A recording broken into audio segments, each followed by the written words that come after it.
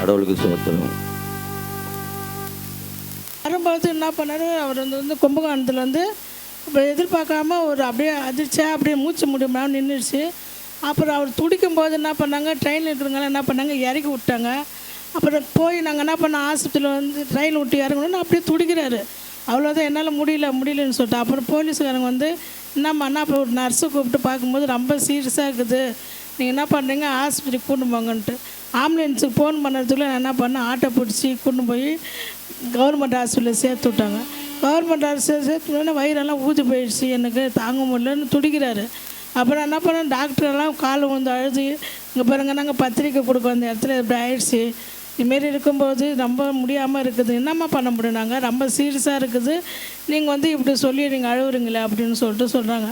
அப்புறம் திரும்பி நான் நர்ஸுக்காரர்கிட்ட போய் சொல்லி அழுவுறேன், இல்லை சிஸ்டர் ரொம்ப முடியலன்றாரு போய் அப்புறம் அவங்க கூட வந்து போய் பார்த்துட்டு ரொம்ப முடியாமல் இருக்குது, சீரியஸாக இருக்குது, என்ன பண்ண முடியும், நான் ஒன்றும் பண்ண முடியாது, ஒரு 4 ஹவர் டைம் கொடு அப்படின்னு சொல்லிட்டு சொன்னாங்க. அப்புறம் உட்காந்து நான் ஜோம் பண்ணி அழுதுனே போகிறேன், ஏசப்பா என் வாழ்க்கையில் இப்படி இருக்குது, இப்படியெல்லாம் எல்லாத்தையும் நினச்சி இப்படி என் பையனுக்கு கல்யாணம் பண்ணும்போது இப்படி ஒரு சூழ்நிலை இருக்குது அப்படின்னு சொல்லிட்டு அழுத. ரொம்ப அழும்போது அங்கே இருக்கிறவங்கெல்லாம் உட்காரமா நாங்கள் எப்படி சொல்கிறதுன்னா, என் வாழ்க்கையில் எப்படி இருக்குது, என் பொண்ணு இப்படி கொடுத்து சூழ்நிலை ஏசப்பா, ஒரு குழந்தை கருவில்லையே, என் பிள்ளை கல்யாணம் பண்ணும்போது இப்படி உடம்பு முடியாமல் இருக்கிறவனுக்கு அந்த கல்யாணம் நின்றுட்டு போகுது, மக்கள் உலகத்தில் பார்க்குறவங்க எனக்கு கேவலம் பேசுகிற அளவுக்கு நான் காசு இழந்து கூட இந்த 5 வருஷமாக ரொம்ப போராட்டம். ஆனால் நான் அந்த கடையில் இருக்கும்போது ரொம்ப கஷ்டப்பட்டு வேதனைப்பட்டு இருப்பேன், தெரியாது. ஆனால் ஒவ்வொரு நேரமும் எனக்கு வேதனையாக தான் இருக்கும். ஆனால் சர்ச்சுக்கு வரலன்னு சொல்லிட்டு உங்களுக்கு தெரியும். ஆனால் சர்ச்சில் நான் கடையில் உட்காந்துக்கும் போது இவர்கிட்ட திட்டு வாங்குவேன், என் பையன்கிட்ட திட்டு வாங்குவேன். நான் சொல்ல முடியாமல் அந்த கடையில் உட்காந்து அழுவேன், நான் எப்படி இருந்தேன், நான் இப்படி இருக்குன்னேன்ட்டு. அப்புறம் மனசு கஷ்டமாக இருக்கும். அதெல்லாம் நினச்சி நான் அந்த ஆஸ்பத்திரியில் ரொம்ப அழுதேன். ஏசப்பா இவருக்கு உயிரை கொடுக்கணும், ஜீவனை கொடுக்கணும், நீ ஏசப்பா லாஸ்ட்டு சேர்த்து என் புருஷனுக்கு உயிரை கொடுக்கணும், இந்த கல்யாணம் நிற்கக்கூடாது ஏசப்பா அப்படின்னு சொல்லிட்டு ரொம்ப அழுதேன். அப்புறம் அதே மாதிரி நான் சொன்னேன், சிஸ்டர் நான் பிறவட்டிக்கே கூட்டின்னு போகிறேன் அப்படின்னு சொல்லிட்டு சொன்னேன். அவங்க நான் சொன்னாங்க, இல்லை அதெல்லாம் முடியாது அப்படின்னு. நாங்கள் போகும்போது உயிர் ஆயிடுச்சு, நான் உயிர் போனாலும் உங்களை நான் சொல்ல மாட்டேன், அது என்னாடே முடிஞ்சுக்கிட்டோம் அப்படின்னு சொல்லி அவங்க கால் ஊந்து அழுதேன். அப்புறம் என்ன பண்ணாங்க, பிறவிட்டு 10,000 நாங்கள், நான் இப்போ காசுப்பட்டு பேசலாம், ஆனால் 1 ரூபா கூட என்கிட்ட இல்லை. அப்புறம் என்ன பண்ணேன், திரும்பி எல்லாம் செலவு பண்ணிட்டு வரும்போது வெறும் 1500 தான் இருந்துச்சு. சரி என்ன பண்ணேன், அதை கூட பேசல. அவனுக்கிட்ட நான் சொன்னேன், ஆம்புலன்ஸுக்காரங்கிட்ட காசு இல்லைப்பா என்கிட்ட, நான் உனக்கு என்ன கொண்டு போய் விடு, நான் உனக்கு காசு அனுப்ப சொல்கிறேன் அப்படின்னு சொல்லிட்டு நான் சொன்னேன். அப்புறம் சரின்னு சொல்லிவிட்டு அங்கே விடும்போது அப்போ கூட என் பொண்ணு தான் நினச்சேன், என் பொண்ணு எனக்கு எப்படி அனுப்பும் காசு அப்படின்னு சொல்லிவிட்டு அப்புறம் அங்கே போய் இறக்கி விட்டு பார்க்க அவங்க என்ன சொன்னாங்க, கும்பகோணம் கவர்மெண்ட் ப்ரைவேட்டில் ஒரு நாளைக்கு அவங்களுக்கு ட்ரீட்மெண்ட் பார்க்க 28,000 ஆகும், மருந்து மாத்திராலாம் 35,000 வந்துடும். சரி பரவாயில்ல, இந்த மூச்சு விடுறதுக்கு மட்டும் அவங்க பார்க்கட்டும், நம்ம அப்புறமா மெட்ராஸ் கூட்டின்னு போயிடலாம் அப்படின்னு சொல்லிவிட்டு அங்கே விட்டு திரும்பி அழுதுனே இருந்தது. அங்கே இருக்கிற சிஸ்டர் கிட்ட நீ இதெல்லாம் சொன்னேன், இந்தமாரி இந்த இடமெல்லாம் எனக்கு எதுவும் தெரியாதுப்பா, ஆஸ்பத்திரி இங்கே கொண்டு வந்து விட்டாங்க, என் புருஷனுக்கு நல்லா இருக்குன்னு சொல்லிட்டு அங்கேயும் போய் சிஸ்டர்கிட்ட டாக்டர்கிட்டலாம் அழுதேன். பத்திரிக்கை கொடுக்கும்போது இந்த கோரமே இப்போ நான் சொல்கிறேன், அது ரொம்ப கோரமே சொல்லி அழுதேன். அப்புறம் அவங்க என்ன பண்ணாங்க, இன்னும் ஒரு 10 நிமிஷம் வெளியே உட்காருமா நீ அழுவாது அப்படின்னு பார்த்து அப்புறம் 1 ஹவர் சேர்ந்து வந்து பார்க்க சொன்னாங்க. இப்போ எப்படி சிஸ்டர் இருக்குது, ஏம்மா நீ எப்படி கூட்டின்னு வந்தால் இப்போ எப்படி இருக்குது பார்த்து அவங்களே தெரியலாமா, தெரியுது சிஸ்டர் அப்படின்னு சொல்லி அப்புறமா கொஞ்சம் நல்லா இருந்தார். அப்புறமா திரும்பி காலையில் எழுந்திரிச்சு உட்கானே இருந்தேன். அப்புறம் வந்து என்ன சொன்னாங்க, டீ வேணா சொன்னாங்க. அப்போ கூட நான் சொன்னேன், டீ வாங்கி கொடுக்கும்போது யாருக்கிட்டையுமே சொல்லலை, அவர் அப்படியே தான் கண்ணம் திறக்காமல் இருக்கிறாரு. ஜனங்க என்ன சொல்லுங்க, அதிர்ச்சி ஆகி சீரியஸாக இருந்து டீ குடிக்கிறான்னு சொல்லிட்டு மக்களுக்கு தெரியும்னு சொல்லிவிட்டு அது பயந்து நான் சொல்லலை. அப்போ டீ வாங்கி கொடுத்து திரும்பி அவங்களுக்கு இட்லி வேணா சொன்னாங்க. அப்புறம் மதியானமாக எங்கள் ஊர் ஜனங்கள்லாம் அங்கே வந்துட்டாங்க காரை பிடிச்சி. அப்புறம் அவங்கெல்லாம் வந்து பார்க்கும்போது அப்புறம் பரவாயில்ல அப்படின்னு சொல்லிட்டு அங்கே அப்போ கூட பாருங்கள் 3 நாள் ஆகணும், 3 நாள் 2 லட்சம் இங்கே செலவு பண்ணால் நம்ம என்ன பண்ண முடியும்னு சொல்லிட்டு அப்புறம் உடனே நான் அங்கே கல்யாணம் 2 நாள் தான் இருக்குது என்னை அனுப்புங்க டாக்டர்னு சொல்லிட்டு அவங்க அப்படியே உடனே ஆம்புலன்ஸ் பிடிச்சி 20,000 பிடிச்சின்னு வரும்போது இங்கே கொண்டு வந்து ஹாஸ்பிட்டலுக்கு கொடுத்து. ஆனால் ரொம்ப போராட்டமாக கடலுக்குள்ளே நான் வைராக்கியம் வந்த ஏசப்பா நான் சார்ஜ் சொல்லணும் என் வீட்டுக்காரர். ஆனால் நான் அழுவேன், நான் ஒடிந்து இந்த பக்கம் அந்த பக்கம் அழியும்போது ஏசப்பா ஜீவன் எடுக்கிற ஜீவன் இல்லை, ஆனால் அவர் தொடர்றதுக்காக தான் அவர் சார்ஜ் சொல்லணும். அவர் இந்துக்களாக இருக்கிறாருல்ல, கர்த்தருடைய ருசி அவருக்கு தெரியாதில்ல, ஆனால் இந்த பாடுகளை கொடுத்தா தான் அவர் உணர்ந்து மற்றவர்களுக்கு சாட்சி சொல்கிறதுக்காக தான் நீங்கள் இந்த பாடலை கொடுக்குறீங்க ஏசப்பா, ஆனால் நீ உயிரை ஜீவனை எடுக்கிறீங்களே ஏசப்பா அப்படின்னு சொல்லிட்டு நம்மால் பண்ணாத்தினே அந்த பைத்தியமா. அப்புறம் அதேமாரி பாரு கர்த்தர் அற்புதம் செஞ்சார். எங்கள் கூட்டின்னு வந்து ஹாஸ்பிட்டல் வந்து அவரே சொன்னார், பாஸ்டர் பார்க்க வரும்போது நான் ஞானஸ்தானம் எடுத்துறேன்னு. ஆனால் இருந்தாலும் அவர் நான் சொல்லும்போது ஞானஸ்தானம் அப்போல்லாம் நான் வைரக்கமாக இருக்கும்போது பிரேயரெல்லாம் வைக்கும்போது அவர் ஒரு இதாக பேசுவார், என் பையனுக்கு பூர்வமாக சுகமாகு. ஆனால் இவ்வளோ காலம் கடந்து அவர் வாயில் என்ன பண்ணார், நான் ஞானஸ்தானம் எடுத்துறேன் அப்படின்னு சொல்லிட்டு அவரே சொன்னார். அப்படின்னு சொல்லிட்டு அதுக்கே நான் சொன்னாங்கெல்லாம் வந்து அப்போ நான் என்ன சொன்னேன், ஏசப்பா நீ ஒருவர் இருக்கிற, என் ஜெபத்தை கேட்குற கர்த்தர் எனக்கு லேட்டாக இருந்தாலும் நேற்றே செய்து முடிக்கிறேன்னு சொல்லிட்டு அப்படி சொல்லிட்டு நான் ஜெபம் பண்ணேன். பாருங்கள், என் பையனுக்கு கல்யாணம் லவ் பண்ணும்போது எனக்கு தெரியல.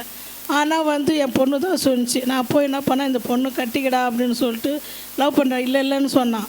இல்லை நானே வரைக்கும் அந்த பொண்ணுக்கிட்ட பேசும்போது அந்த பொண்ணு ஆமான்னு சொல்லிட்டு சொன்னிச்சு. சரின்னு சொல்லிட்டு என்ன பண்ணால், இப்போ நீ பார்க்கலாம் பேசலான்னு, நீங்களாம் வராதுங்க ஆண்டி, அப்போ ஒத்துக்க மாட்டார் அப்படின்னு. நான் நினச்சேன், அப்பான்னா ஒத்துக்கிறது, நான் போய் பேசினா அது கடவுள் அவர் அங்கே அற்புதம் செய்வார் அப்படின்னு சொல்லிட்டு நான் ஒரு நாளைக்கு வரமானேன்.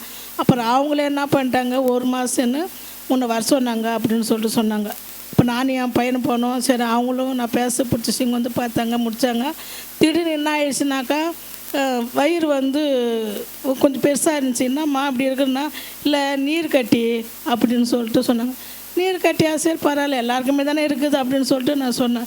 அப்புறம் உடனே ஆஸ்பத்திரிக்கு போய் நீர் கட்டி, இதெல்லாம் வந்து எங்கள் வீட்டுக்காருக்கு தெரியவே தெரியாது. என்னன்னா நான் எந்த அளவுக்கு என்னை எந்த அளவுக்கு இவர் பேசுவார்ன்றதுனால அதனால் பயந்து நான் சொல்ல முடியும். எவ்வளோ தான் நான் செஞ்சாலும் என்னை ஒரு இதாக தான் பேசுவார். அதனால் நான் அதெல்லாம் எதிர்பார்த்துக்கவே இல்லை. அப்புறம் நீர் கட்டின்னு சொல்லி எனக்கு யாருக்குமே தெரியாது. நான் கடை சாத்திட்டு போய் அப்படி ஆஸ்பத்திரியில் போய் பார்த்துட்டு வருவேன். எங்கள் ஊர் ஆஸ்பத்திரியில் சேர்த்தாங்க. அங்கே போய் பார்த்துட்டு வரும்போது சரி நீர் கட்டினால ஆப்ரேஷன் பண்ணியிருந்தாங்க. அந்த பொண்ணுக்கு பார்த்துட்டு வந்துட்டோம். அப்புறம் நான் சொன்னாங்க நீர் கட்டின்னு சொல்லிட்டு அதை எடுத்து டெஸ்ட்டு கொடுக்க போகிறோம். சரி வீட்டுக்கு கூண்டு வந்துட்டாங்க. நீர் கட்டி தானே அப்படின்னு சொல்லிட்டேன். வீட்டுக்கு கூண்டு வந்து என் பையன் என்ன பண்ணா, வீட்டில் படுத்துனா அப்படியே அழுதான். என்னடா அழுவுறேன்னு, இல்லைம்மா கேன்சர்னு சொல்லிட்டு சொன்னேன். என்னடா சொல்கிறேன், நான் அப்படின்னு அடிக்கணும் கிடக்குன்னு மண்டையில் உட்காந்து அவங்க வீட்டுக்கு போய் அந்த பொண்ணை பிடிச்சி கட்டி பிடிச்சி அழுதேன். ஏசப்பா என் வாழ்க்கையில் இப்படி இருக்குது அப்படின்னு. அப்புறம் அவங்க வீட்டில் இருக்கிறவங்க எல்லாம் அழுதாங்க. உட்காந்துட்டு அவங்களும் வீட்டுக்குள்ளேயே இருக்கிறாங்க. அப்போ நான் அப்போ கூட நான் சொன்னேன், இந்தோட அந்தோனி அங்கே அழுதுட்டு வீட்டுக்கு வந்து நான் என் பையன்கிட்ட கேட்டேன், என்னடா அந்தோனி இப்படி இருக்குது, என்னடா நினச்சினுக்கிறேன். மா கேன்சர் இருந்தாலும் எதாக இருந்தாலும் நான் வந்து அந்த பொண்ணு தான் கல்யாணம் பண்ணுவேன். குழந்தை இல்லை நினைப்பறல, நான் வீட்டை விட்டு சிக்கோ நகருக்கு நான் போயிடுறேம்மா அப்படின்னு. சரிடா நான் என்ன சொன்னேன், நானும் நினச்சேன். ஏன்னா நம்ம பிள்ளைக்கு இந்த பிரச்சனை இருந்து அந்த பொண்ணு எல்லாம் போணுச்சில்ல, ஆனால் நம்மளும் அதை கை விடக்கூடாது அப்படின்னு சொன்னேன். நான் தான்டா அந்தோனி நினச்சேன். ஆனால் உன் வாயில் வரணுன்னு தான் நான் நினச்சேன் அப்படின்னு. அப்போ கூட நம்ம ஜெபம் பண்ணோட ஏசப்பா வந்து இது இல்லாத காட்டுற தேவனாக இருக்கிற அப்படின்னு அந்த பொண்ணுக்கு நான் உட்காந்து சொன்னேன். ஏசப்பாவை நீ எந்த அளவுக்கு நீ பிடிக்கிறோ அது இல்லாத காட்டுற தேவனை நீ அந்த ஆத்தி உன் கையில் தான் இருக்குது அப்படின்னு சொல்லிட்டு அப்போ அதுக்கிட்ட சொன்னேன். நான் டெஸ்ட்டு பண்ணும்போதெல்லாம் நான் தான் கூடயே போவேன், கூடயே வருவேன். அங்கே இருக்கிற டாக்டர்கிட்ட எங்கள் நாத்தனை பார்த்தா அந்த அடையாளம் அங்கே தான் கூண்டு போய் காமிச்சேன். நான் சொல்லி அழுதேன், டாக்டர் இதுமாரி கல்யாணம் வச்சுட்டோம், பத்திரிக்கை அடுத்த மாதம் கல்யாணம் அப்படின்னு சொல்லிட்டு அப்படி சொன்னேன். இவர்கிட்ட நாங்கள் காசு இல்லைன்னு சொல்லிட்டு இதை சாக்கு வச்சுன்னு நாங்கள் சொல்லிட்டோம். இவர் காசு வச்சுட்டு கல்யாணம் கடவுளை பாருங்கள், அந்த நேரத்தில் அவருக்கு அந்த இடம் விற்காமல் அப்படி தள்ளி இதுவும் ஒரு காரணம் தானே கருத்து நம்மளுக்கு செய்கிறாரு அந்தோனி. அதனால அப்பாட்ட பதில் சொல்ல முடியாது, அதனால தான் இடம் விற்காமல் இருக்குதுரா அப்படின்னு. ஆமாம்மா அப்படின்னு அவர் விற்றுட்டாருனா கல்யாணம் பண்ண சொல்லுவார் அப்படின்னு அப்படி போய் சொன்னேன். இல்லைம்மா உடனே கல்யாணம் பண்ண முடியாதும்மா அப்படின்னு சொல்லிட்டு சொன்னாங்க. அங்கே 1 வாட்டி டெஸ்ட்டு 3 வாட்டி 4 வாட்டி டெஸ்ட்டு, இன்னும் நாளைக்கு வாசு அதை எடுத்து அது பண்ணும் இது பண்ணும். அதுக்கெல்லாம் நான் கூடவே போய் பார்த்து நான் என்ன பண்ணேன், டாக்டர் சொன்னாங்க இல்லைம்மா இதில் வந்து சந்தேகமாக இருக்குது, ஆனால் இருந்து இன்னும் டெஸ்ட்டு பண்ணிக்கலாம். அப்படின்னா கடவுள் பாரு அந்தோனி இதில் இல்லைன்னு தான் சொல்லுவார். நீ வேணா பாரு, எனக்கு உண்மையிலுமே அவங்க சொல்கிறாங்க ஆனால் இது கேன்சர் இருக்காது. ஏன்னா நீ வந்து கடவுளுக்காக உனக்கு ஒப்பு கொடுத்த, உனக்கு கொடுத்த அடி நீ தாங்க மாட்ட, அதனால அந்த பொண்ணுக்கு காட்டுறாரு. நீ தாண்டா மனம் மாறிட்டு நீ சர்ச்சுக்கு போய் கரெக்டாக நீ நடக்கணுண்டா, அதனால தாண்டா நீ அதுக்கு கடவுள் உனக்கு சோதிக்கிறாரு அப்படின்னு சொல்லிட்டு சொல்லி அழுகும்போது 2-3 வாட்டியாக அப்புறம் டாக்டர் சொல்லி அழுகும்போது இதுமாரி கல்யாணம் வச்சுக்கிறேன் அப்படின்னு உடனே டக்குன்னு பார்த்தாங்க. அப்புறம் பாருங்கள் அந்த ரிசல்ட்டு வரும்போது கூட திரும்பி இன்னும் ரிசல்ட்டு நார்மலாக தான் வரணும் ஏசப்பான்னு சொல்லிட்டு நான் போவேன் அழுதுனேன். அப்புறம் பாருங்கள் ரிசல்ட்டு கடைசியில் வந்து நார்மலாக இருக்குதுன்னு சொல்லிட்டு சொன்னோன்னே அப்புறம் உட்காந்து நாங்கள் ஜெபம் பண்ணோம். அப்புறம் கத்துற அதெல்லாம் இல்லை எது இல்லை நார்மலாக இருக்குது அப்படின்னு சொல்லிட்டு சொன்னாங்க. அந்த பொண்ணுக்கு வயிறெல்லாம் கீச்செல்லாம் எடுத்து பரவாயில்ல எல்லாத்தையும் அதெல்லாம் அது ஆப்ரேஷன் பண்ணாதாம்மா, பெரிய ஆப்ரேஷன் பண்ணாதாம்மா அதெல்லாம் தெரியும். நாங்கள் பரவாயில்ல டாக்டர் க்ளீனாக தெரிஞ்சுக்கணும், பரவாயில்ல நீங்கள் செய்யுங்க அப்படின்னு சொல்லிட்டு சொன்னேன். ஆனால் அந்த எல்லாத்தையும் பண்ணிவிட்டு பாருங்கள் எத்தனை சூழ்நிலை பாருங்கள். நான் அவனை கல்யாணம் ஆரம்பித்ததுலேருந்து பெரிய பாடுகளை பட்டு கர்த்தர் அவருக்கு அற்புதமாக வழி நடத்தின்னு வந்தார். அப்புறம் பாருங்கள் இப்போ கூட இவருக்கு டெஸ்ட்டு எடுக்க முடியாமல் நேற்று போய் சொன்னோம். நாங்கள் உட்காந்து அப்படியே ஜெபம் பண்ணோம் எல்லாருமே. ஏசப்பா மாத்திரை மாதிரிலேயே சரியாகணும், என் புருஷன் நான் சொன்னேன் எடுக்கணும், ஏசப்பா நல்லா சுகத்தை கொடுக்கணும் அப்படின்னு சொல்லிட்டு நாங்கள் உட்காந்து ஜெபம் பண்ணோம். நான் திங்கிக்காய் மறு சொல்லிக்கிறாங்க, அதுலேயும் நார்மலாக மாத்திரை மருந்துலேயே சுகமாகணும். என் கணவர் வந்து நானும் சாணம் எடுத்து ரசிக்கப்பட்டு நான் என் கணவரும் அடிக்கடி சொல்லுவீங்க குடும்பத்தோட வரணும். கடவுள் எனக்கு இந்த 2026 தான் கர்த்தர் எனக்கு அற்புதம் செஞ்சுக்கிறாருன்னு சொல்லிட்டு நான் ரொம்ப மனசார சந்தோஷப்பட்டேன். அந்த என் கணவர் ரசிக்கப்படணும், நானும் என் வீட்டாரும் நாங்கள் சேர்ந்து குடும்பமாக நான் சர்ச்சுக்கு வரணும். நீங்கள் எனக்காக ஜெபம் பண்ணுங்கள், நான் உங்களுக்காக சாட்சியம் முடிச்சு விடுவேன்.